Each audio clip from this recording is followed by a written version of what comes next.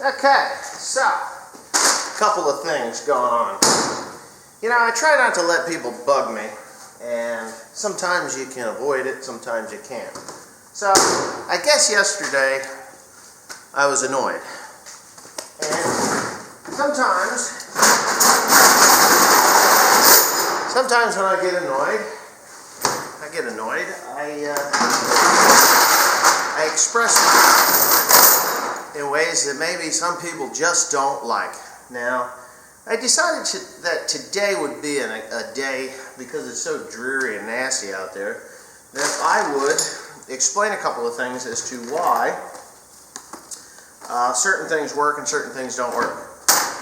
So you're probably already knowing where I'm going with this thing. When I pulled that tractor out of the mud, I had an extremely large amount of people say, "You need to get a tow strap." Well, I've had tow straps in the past. Okay, you know, I guess they're all right.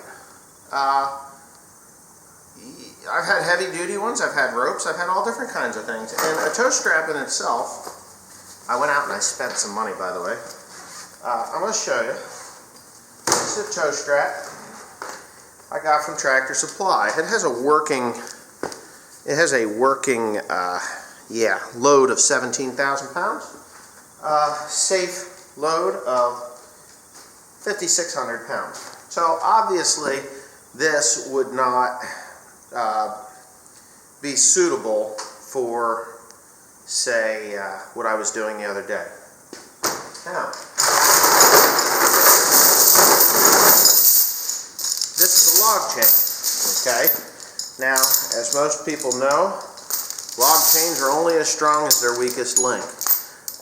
Each one of these links is welded. You can see that it's welded. I don't know how they weld them, but I've never watched them actually build a log chain.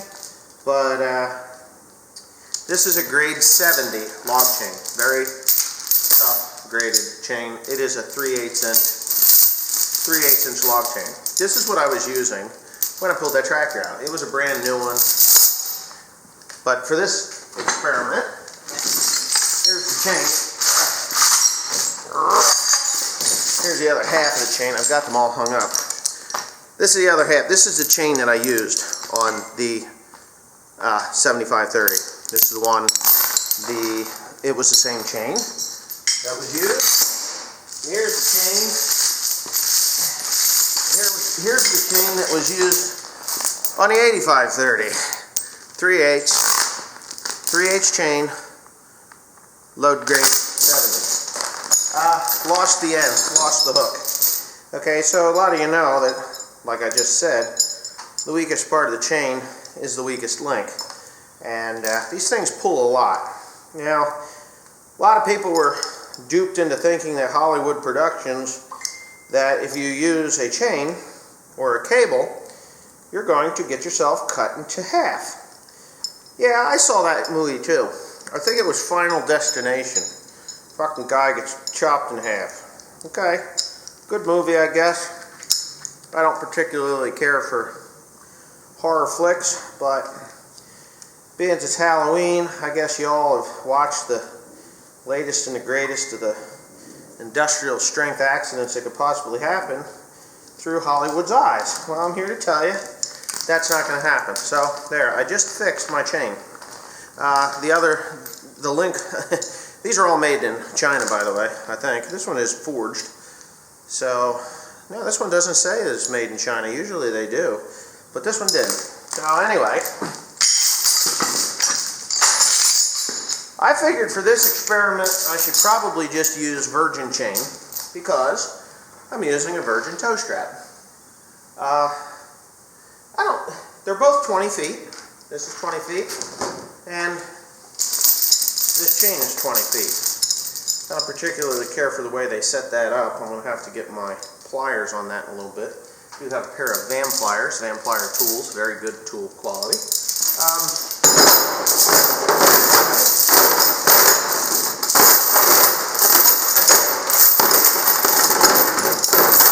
This is steel, high carbon steel, very strong. It has no stretch. No flexibility, no tension can be stored in this chain. Very little, anyway. Let's put it this way. If this thing stretches an inch over that 20 feet, that's a large amount. And if it does break, it is going to go, it's going to go flying at a very low velocity. This piece of nylon rope, which is approximately the same weight as that into what it can pull. So what we're going to do is we're going to hook them up to a tractor and an unmovable object. The variables will be the same because what I'm going to do is I'm going to use a piece of string, a very strong piece of string like baling twine, and a clevis. So this clevis is going to go through here like so. Nice and smooth. It won't break. I'm going to put a hitch pin through there. I'm going to put it through, I'm going to put a hitch pin through, and I'm going to use baling twine to, we'll use the same thickness baling twine, the same number of strands, and we are going to pull on this with a tractor, the 7530. And we're going to pull until they break. The string breaks. I think we're going to use a fair amount so that it's a good gauge as to what we're doing and what can possibly happen to you when they... Okay, so I've reset up my twine, baling twine. Instead of doing 6, 12, 18 feet or 24 feet, I cut it down to 18 feet of twine, and instead of going really slow in hopes that it would stretch the thing and then dramatically break, which that's not going to happen, I've decided I'm going to hit it at about 5 miles an hour. When I hit that at 5 miles an hour, hopefully it builds the tension I need and then a quick release like we're all hoping to happen.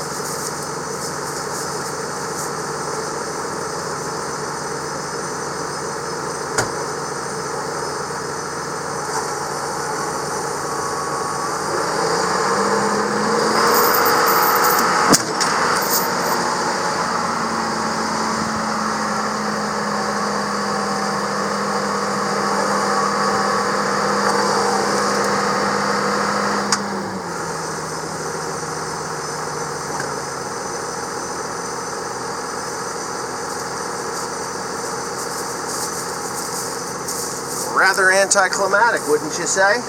I'm going to do the same thing with the other strap. Give me a second to get this. I'm going to call that fail too. It untied my knot. So I'm going to do a surgeon's knot where it cannot untie the knot. It has to break it. It has to break somewhere. So I've got a good surgeon's knot going on.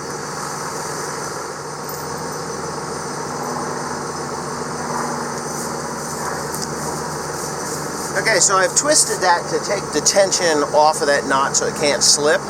Then we'll actually fuse that rope together, and it's going to happen quick, but it should give me a nice clean break and a clean release.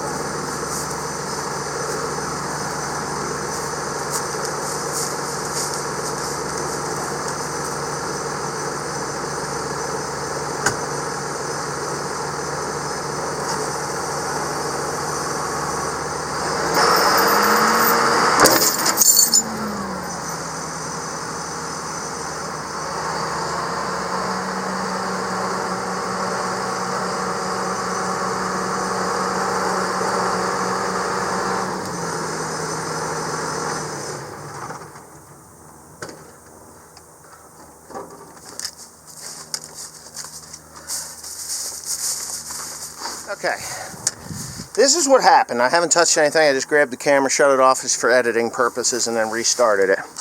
Alright, so I've got a nice clean break on the baling twine, okay? It broke clean off. The knot did break at the knot also, but it broke all at the same spot, so I can't complain about that. The twine is fused together to a point. Yeah, it all went the way I expected it to. The only thing that happened back on this end, and I'll put that twine there, the only thing that happened on this end is that it came unhooked. So what I'll do is I'm going to completely disconnect that. Now I've got this brand new toe strap, and just to prove that it is a toe strap, I think it says so on there, 2-inch Safe working load, 55, 65. I don't think that twine is 6,000 pounds or 17,000 pounds. So we should be pretty good with that. And all I'm going to do is this. I'm going to loop it over there, like so. And when you go to this end, unless you've got a tow hook that is affixed to your vehicle of some sort, you know, the tow strap is going to have some form of a metal end on it, like a clevis. So if you don't have anything, first thing someone's going to do is say, hey, I got a clevis, and they're going to put something like this on here. Not everybody's going to do it this way, but anybody can buy these straps. There are safe ways to do this. I mean, you can loop it around someplace on the tractor and then bring it back into itself. Then you're pretty close. But usually it's going to be a fairly. Hold on a second.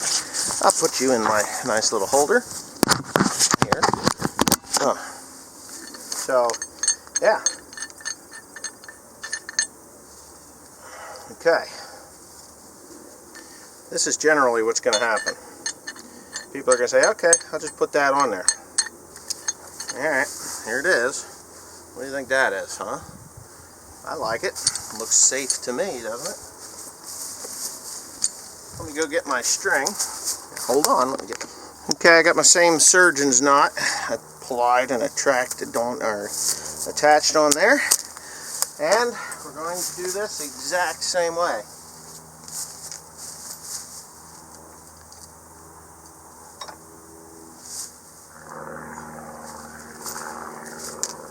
Okay, if everything goes the way I expect it to, get down to a normal level.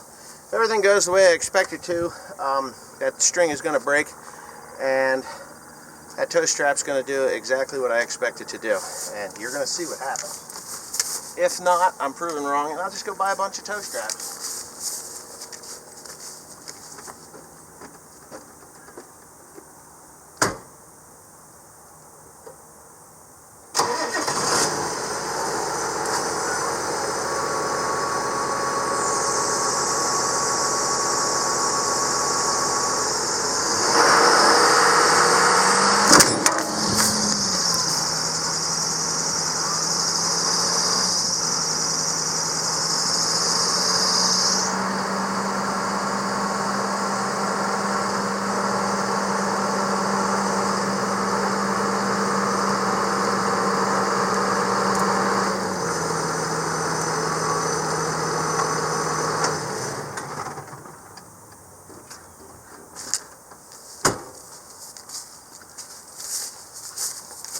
What happened?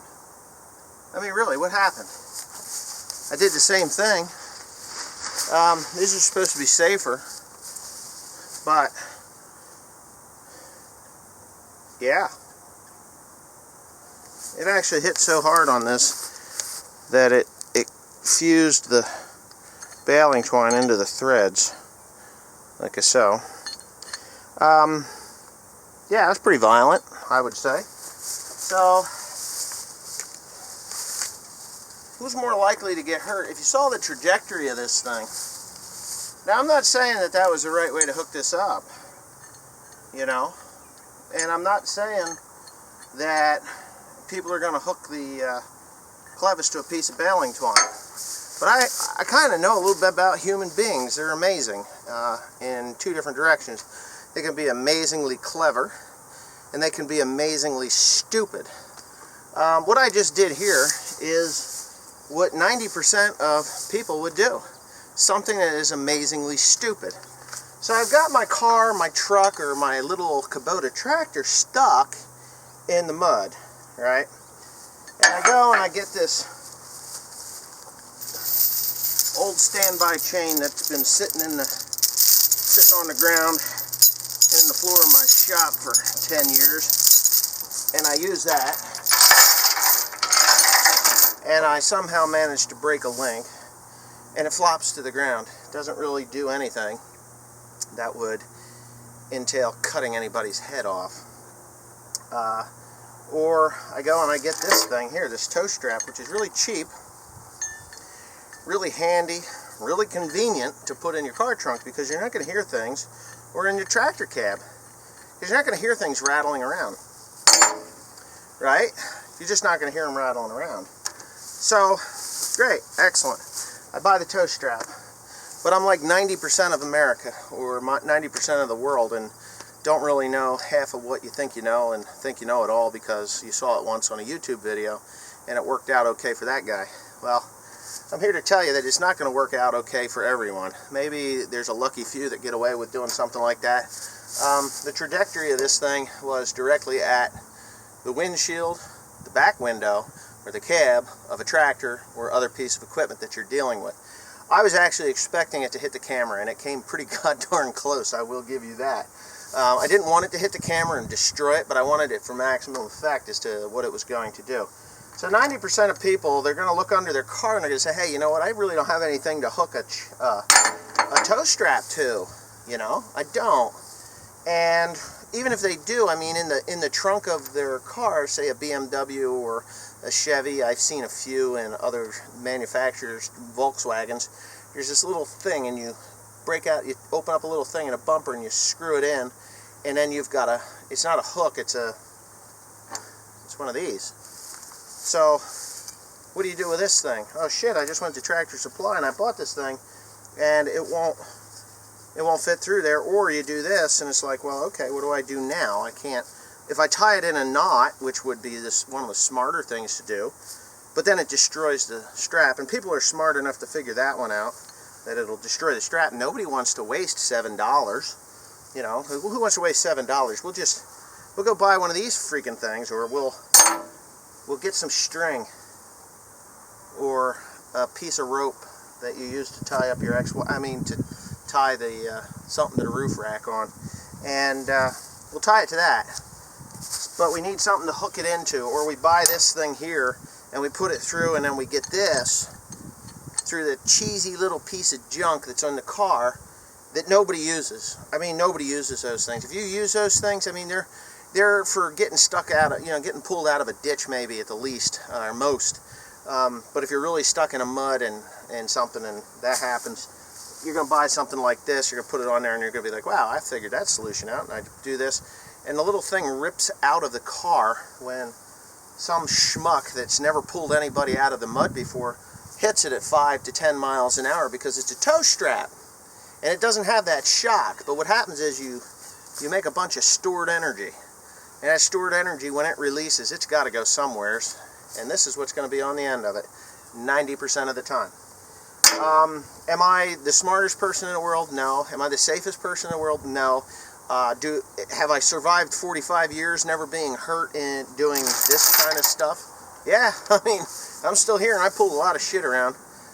You could double this up if you could get that through that eyelet. But I'm telling you, if you use one of these things, doing something like I was doing the other day, pulling shit out of the mud, and of course, I'm a farmer and I know that this wouldn't work, 17,000, I'd have to have 6 or 8 of these things. And 6 or 8 of those, then I'd have to put a chain or something through them to get them all cobbled together, or I'd have to get a big clevis like this one here. You know? I'd be like, woohoo! I could put 6 or 8 of these tow straps through here, right? And then I could put it right to the front end of that tractor. I could put it to the back of that tractor, and I could pull like a wild man. This becomes a projectile. You want that thing smacking you in the head? I don't think so. You saw what the chain did, right? It broke. The string broke, fell to the ground, didn't go flying, cutting me in half, didn't come through the cab. Not saying it couldn't happen. I'm just saying that it's less likely to happen. The cable that I had, yeah, take your coat off, throw it over the cable. We were more than safe, in a safe direction, in a safe distance.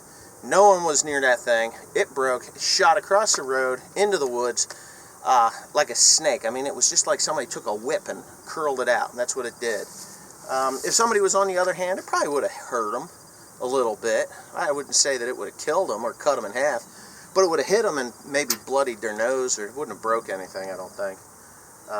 But that's just not a chance I was willing to take. Snatch blocks, excellent idea, but you have to have the cable or rope that can handle it. Cable doesn't store as much energy as a rope does, And of course, yes, it can break. I proved it, it broke. But to be honest with you, anybody that knows anything about pulling heavy equipment out, they don't go for these things. They really don't. I've never seen, well, I can't say I've never seen it. Maybe in some countries they outlaw chains because a politician got involved. But I'm not a politician, and I kind of know what happens when those things break versus when these things let loose. I mean, okay, even if this didn't come loose and go flying like it did, and it just broke, say, the webbing or whatever, you'll hear a whip-like sound, and it sounds like a whip because it just broke the sound barrier. Anything that it picks up or carries along with it is going to hurt you. It's going to kill you. That would have killed you. Somebody was sitting where at the end of that thing would have killed them. Would have just punched a hole right through their head. It'd have been a watermelon. Amazing. It's November 1st and there's a bug flying in my mouth. So anyways, I hope that showed you why I don't generally use a tow strap. Used properly, they'll work. Used, like I said, used properly, they'll work. You have to have big sweeping hooks like this, but it all depends on what it's hooked to or what it's fastened to as to what that does. No matter what you do, you're hooking this to something heavy. Steel, whatever. It's going to be hooked to something, and that, my friends, can kill you. It will kill you, as they say on Forged in Fire, which is a really nice show I like to watch. But yeah, use safely, just like anything else. Whenever you're hooking heavy equipment up, you're entering into unknown territory. You have no idea what can happen.